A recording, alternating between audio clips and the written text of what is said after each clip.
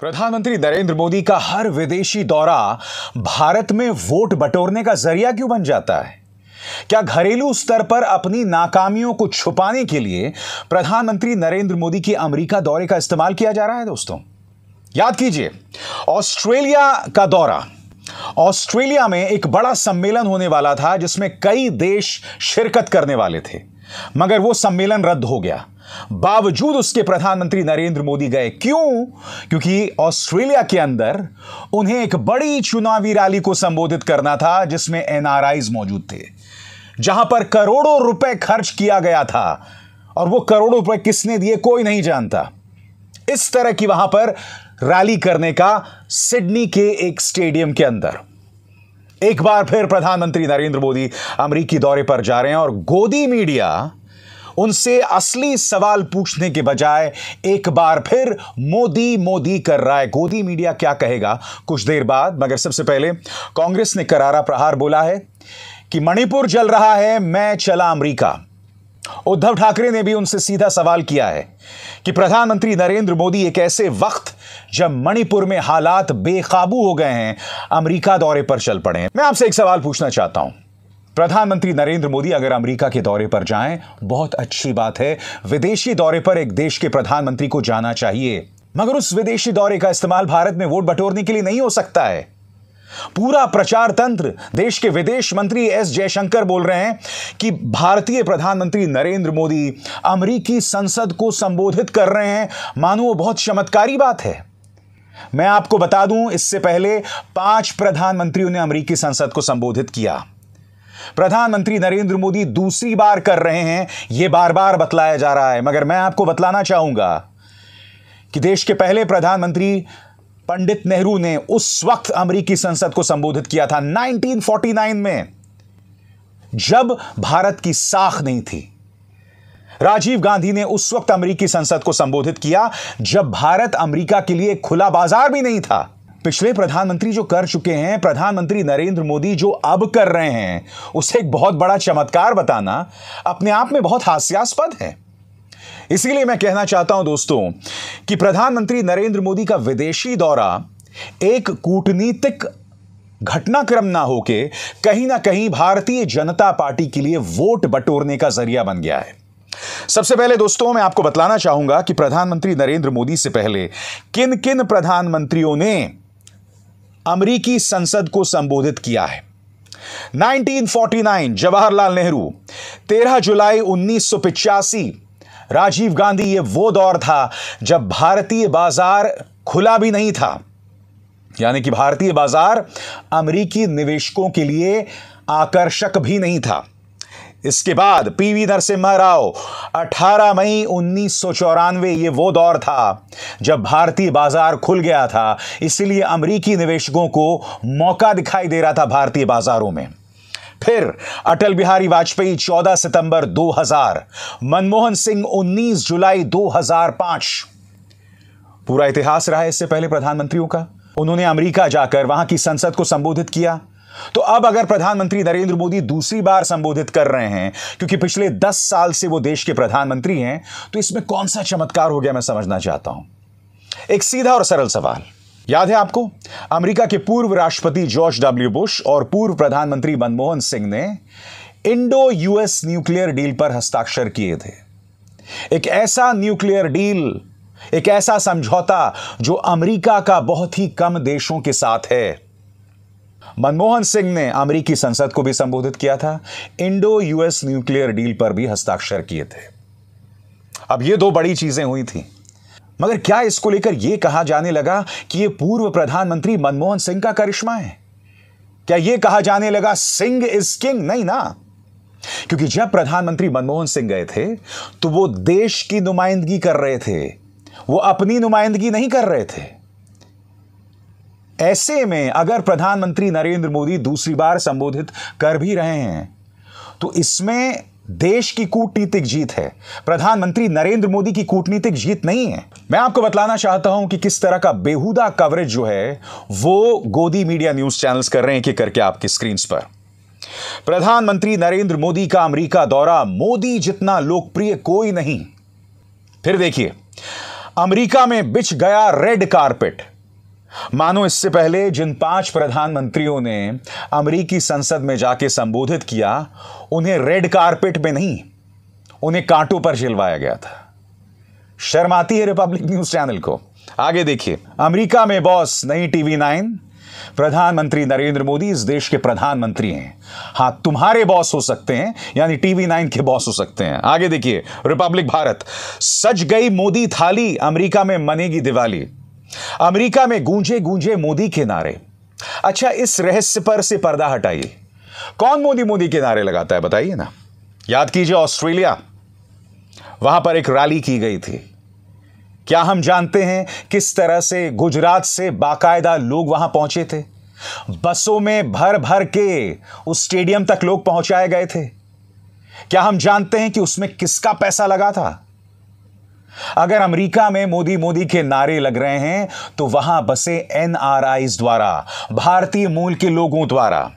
आगे देखिए साहब, अमेरिका में मोदी का क्रेज, व्हाइट हाउस में मोदी मोदी। मैं फिर आपसे पूछ रहा हूं, अगर वहां पर कुछ बीजेपी समर्थक NRIs पहुंचकर मोदी मोदी के नारे लगाते हैं तो क्या उससे देश का कूटनीतिक रुतबा बढ़ रहा है? नहीं, उससे सिर्फ भारतीय जनता पार्टी के लिए भारत के अंदर वोट बटोरे जा सकते हैं और उसके अलावा कुछ नहीं।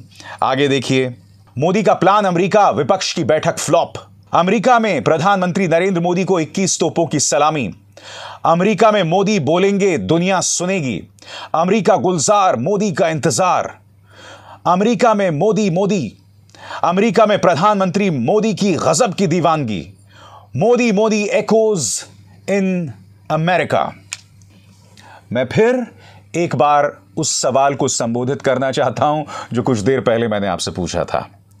प्रधानमंत्री नरेंद्र मोदी का दौरा एक कूटनीतिक यात्रा है जिसका ताल्लुक हमारी विदेश नीति से है, या फिर इसका सीधा नाता घरेलू राजनीति से है? मणिपुर समस्या है, पहलवान बेटियों का आंदोलन है, उत्तराखंड में आग को भड़काया जा रहा है, महाराष्ट्र में हालात को बद से बदतर किए जा रहे हैं।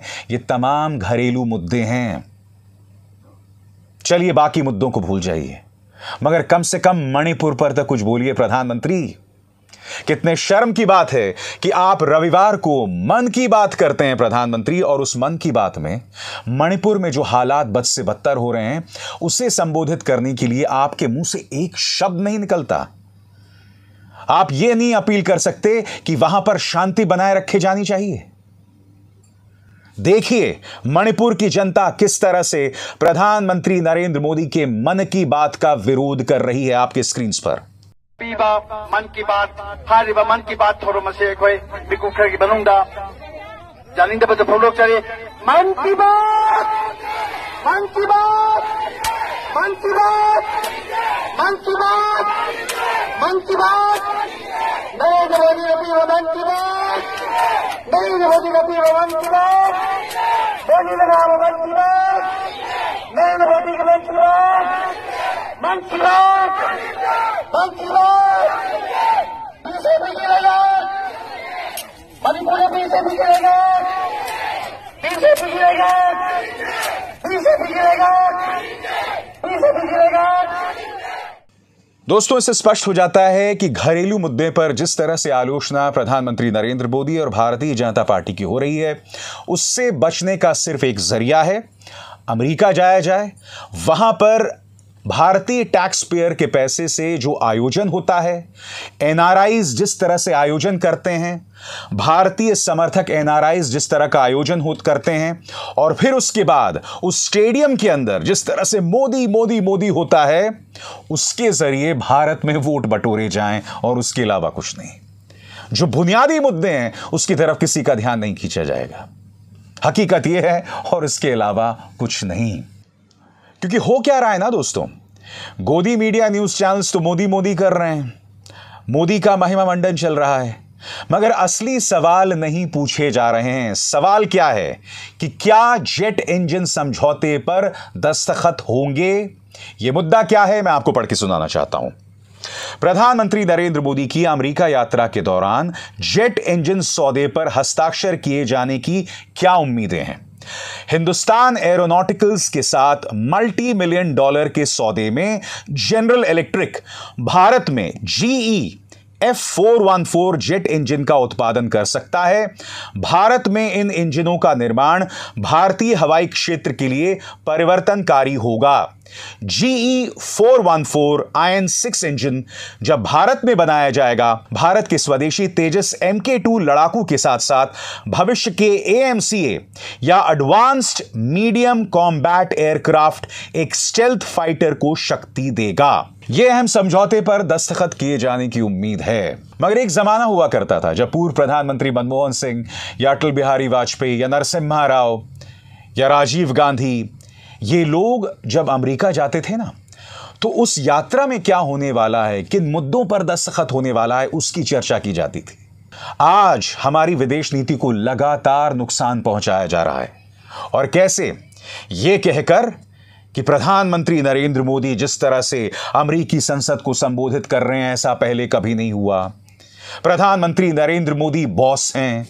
प्रधानमंत्री नरेंद्र मोदी ईश्वर का दूसरा अवतार हैं। इस तरह की तमाम बातें करके आप हमारी विदेश नीति को नुकसान पहुंचा रहे हैं। मैं आपसे एक सवाल पूछना चाहता हूं।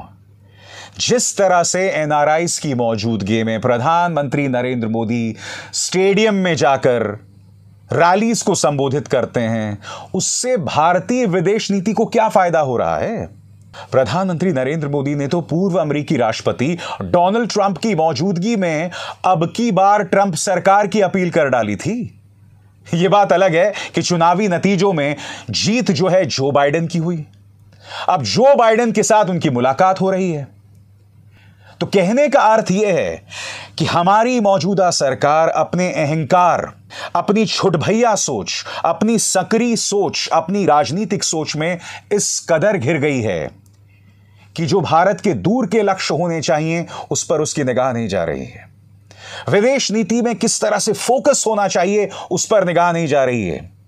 हम अपने पड़ोस के तमाम देशों को तो नाराज कर ही रहे हैं, उनसे दूरी बना ही रहे हैं, बल्कि अंतर्राष्ट्रीय तौर पर जो भारत की एक बड़ी सोच हुआ करती थी, जो उदारवादी सोच हुआ करती थी, उस पर भी धीरे धीरे कुल्हाड़ी मार रहे हैं।